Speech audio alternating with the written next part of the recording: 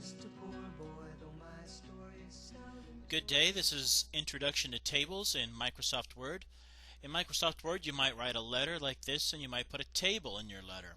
It has columns, it has rows. Or you could put in tables like this in some sort of a document. This is about grades of some sort. Here's the things we're going to learn in this lesson. How many columns are in a table? You have to identify how many columns are in the table you want to make. How many rows are there? How do you create a table? How do you merge cells together? How do you split big cells into smaller cells? How do you shade cells? And how do you vertically align text in a cell? So these are the 7 things we're going to learn. You should write them down. Tables are made up of columns and rows. Columns go up and down like this. These are columns at the Supreme Court building in Washington, D.C. Columns go up and down. Here are columns. Columns go up and down. Here's the Parthenon in Greece. It has columns. Columns go up and down. Columns go up and down. Here's a column. Column 1. Here's a column. Column 2. Here's a column. Column 3. Rows go across. Rows go this way. Rows this way. Rows. This guy's in row F. His ticket says go to row F, and sure enough he found it. Row F. Rows go across. Rows go across. Row 1, row 2, row 3, row 4, row 5. Rows go across. Tables are made up of columns and rows. Columns and rows. How many columns does this table have? 1, 2, 3, 4, 5. 5 columns. Here's a new table. How many columns does this table have? 1, 2, 3. 3 columns. How many rows does this table have?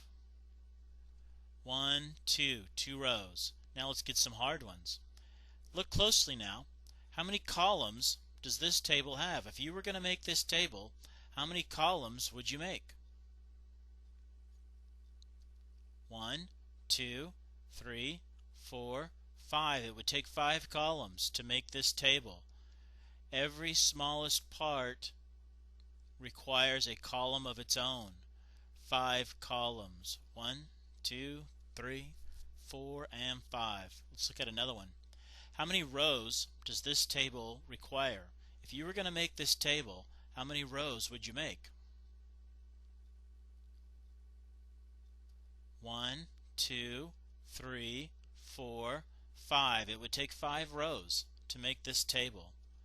How many columns does this table have? If you were going to make this table, how many columns would you have to make?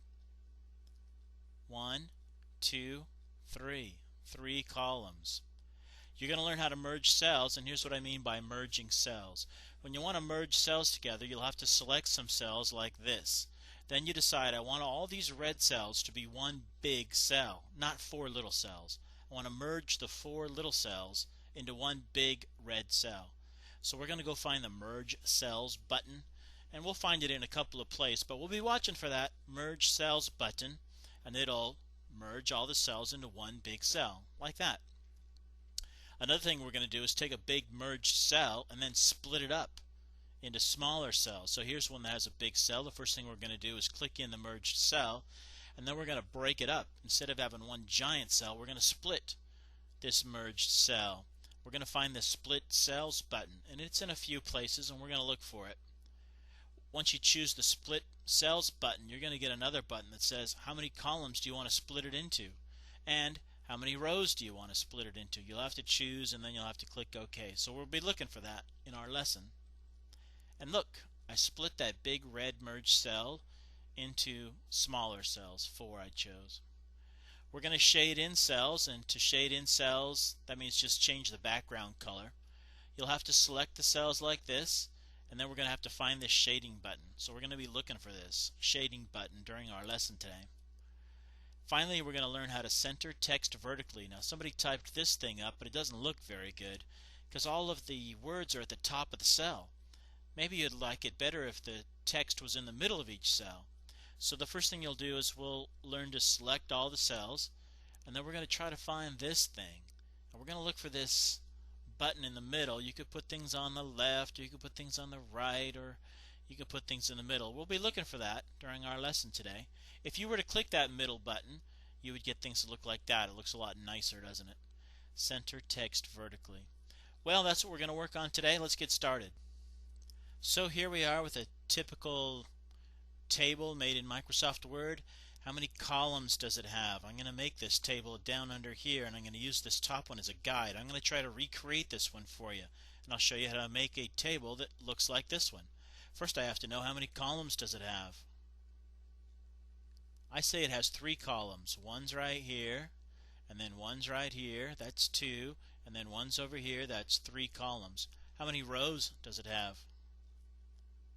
Well, let's see. The blue one is a row, that's 1. This is 2, this is 3, this is 4, this is 5, and there's a big fat row, 6. Row 6 is big and fat. It's a lot taller than the other one. There's only 6 rows here. So we're going to make a table, and that's going to be under Insert. And under Insert it says, what do you want to insert? I want to insert a table. Now there's several ways to insert a table. You could just say, hey, I know it's 3 columns, so I'll rest over these 3, and I know it's 6 rows, and so I'll just go down about 6 and see at the top it tells you, hey, you're going to make one that's 3 by 6. You could do that. And this is the way I do it. This is the easiest way. If you're going to make a very big table, though, it only has 8. If you wanted to make a table that has 10 or 12 or 50 rows, you couldn't do it this way. What you could do is you could go to this one that says Insert Table. Give it a click, and it says how many columns do you want, how many rows do you want. Let's use this one for right now. How many columns do I want? I want 3 columns. And how many rows did I have? There's 6 rows. 3 columns and 6 rows. You don't have to touch any of this other stuff. 3 columns, 6 rows. Say OK. Then you'll say, well, wait a minute. It doesn't. My rows are too skinny. These rows are a lot bigger. Well, your rows will grow bigger as you type in them. First thing I want to do is I want to type this Sacramento musical events, but it goes across all of these first row, all of the cells in this first row. So I'm going to carefully highlight this first row, hold it down, hold it down, hold it down, hold it down, hold it down. There, I've got it, and I'm going to merge these cells together. There's 2 places to find merge cells. After you highlight it, you can click in the blue, not down here in the white, not up here. Stay right on the blue and give it a right click. If you right click it, it'll say, hey, you want to merge these cells? There's the Merge Cell button. That's one place to find it. I'll give it a click. Hey, look at that. It merged it into one big long cell. I could type in there Sacramento musical events. And I could center it. There you go. Let's make it bigger. It's probably about 22 or so. Point size isn't right, so I'll go to Home and I'll say, I think it's 22, maybe 24. I don't know. Let's try. That looks pretty good. Let's merge this bottom one so we can do 4 ticket information calls. So I'm going to highlight. I'm going to stay in the middle. Careful. Hold it down, hold it down, hold it down, hold it down, hold it down, hold it down, hold it down. Good. Now I'm going to try to find merge cells. I could right click it, couldn't I? But there's another one. It's up here under Layout, and it says Merged Cells. There it is. Same thing, isn't it? Same thing. Give it a click. Merges those cells together, and now I can type. Maybe I'll center first, and then I'll type capital letters for ticket information. Now I'm going to enter after call, and I'll do Bass tickets at 923-2277. And those look kind of small, so I'm going to highlight them and I'll make them a little bigger. Do you know how to make it bigger with the keyboard? I'm going to do it with the keyboard. I'll give you a little note on that when I get there. There, that looks pretty good. There, I made my table. As I type in it, it'll grow bigger. So I'll do artists really quick, ARTISTS. And you think, well, that's kind of small. It's kind of small because the point size is small. So I'll highlight it, and it's, I don't know, 23 or so, maybe 24. Let's look. We'll give it a guess. Maybe about that. Maybe too much. 18. There. So I've I've made a, oh, you may have noticed that my table is a little wider than the sample table. So I'm going to make my table a little smaller. I'll get on this vertical line, directly on the line right here, not on this horizontal line, no, no, no, not in the white area, no, no, no, exactly on this little white, this little black line, and I'll hold it down, hold it down, hold it down, and I'm going to scoot it in about there. How's that look? Boy, that looks really great. So now I'm going to shade in this top row and make it blue with white letters. To get there, I'm going to go over here to the edge, not where I have a white arrow, that's not right.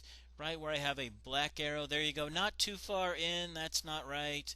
Get right about there. Oh, I see it, the black arrow, I give it a click. So now my first row is highlighted, and I'm going to shade it in. I'm going to shade it in dark blue. So that's up here underneath design. Underneath design it says shading, and when you click on shading, there's a little drop down arrow and says what color do you want.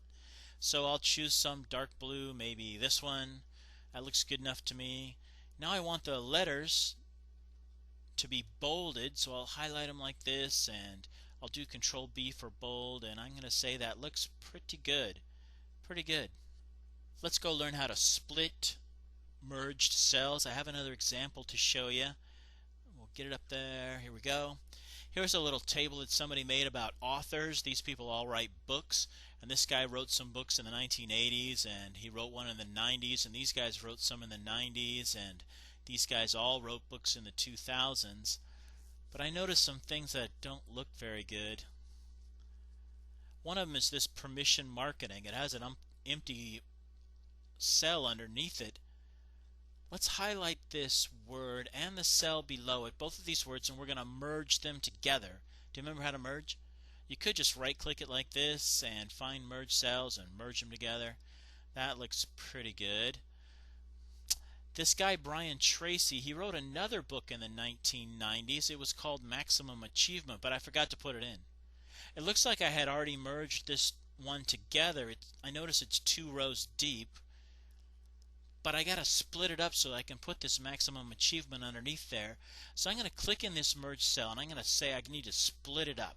So I'm gonna give it a right click, and then I'm gonna choose split cell, split cells. I'll give it a click, and it says, all right, I'll split the cells. Do you want 2 columns? Do you want to split it up and down? No, I don't want 2 columns. I only want 1 column.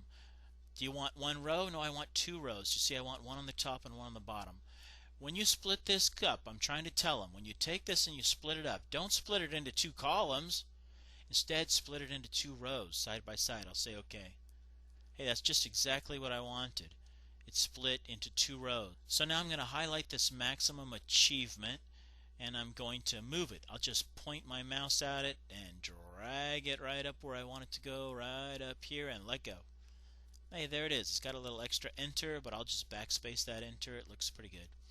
Now you might notice that it doesn't look very good up here because all the names are at the top of the cells. So for instance, this guy Seth Godin, I could get to the beginning of Seth, and a lot of students do this, and they'll just enter, and they'll think, well, that's pretty good. Or they'll backspace and say, well, that's good enough. They couldn't quite get it in the middle by entering, so they'll do all kind of conniving to get it to work. But you don't want to do that. Just keep it right up there where it was. Brian Tracy's not in the middle, and he's not going to get in the middle. There's not even a space for him to go. So what I'll do is I'll highlight all this stuff. Where's my little black arrow? Can I find it? Oh, there it is. I'll hold it down, hold it down, hold it down, hold it down, hold it down, hold it down, hold it down. I got them all. And what I want to do is center vertically. So I got to find that button that's center vertically, and that's going to be up here under layout. I give layout a choice, and hey, this is it. I found the stuff. It's right here. I want things centered in all of the cells. So I'll give it a click, and poof, there they are. Everything's centered nicely in the cell. Look at this over the top. Fits nicely right in the cell. Tracy, Ziegler, Godin, they all look great. Well, one more thing, and this is a bit of a little trick. Sometimes you make a table and you didn't make enough rows. Let's say I wanted another row down here, and I thought, oh my gosh, where's my rows? I need another row. What you can do is just get in the very last part of the very last cell, right down here, and press the tab key on the keyboard. Watch, I'm going to press tab. Hey, I can make new rows, and I can tab, tab, tab, make another one. Tab, tab, I'm in the last one, here I go, ready, tab. Tab, tab, ready, I'm in the last one, tab. You can make new rows with the tab key. Hey, that's about all there is to it.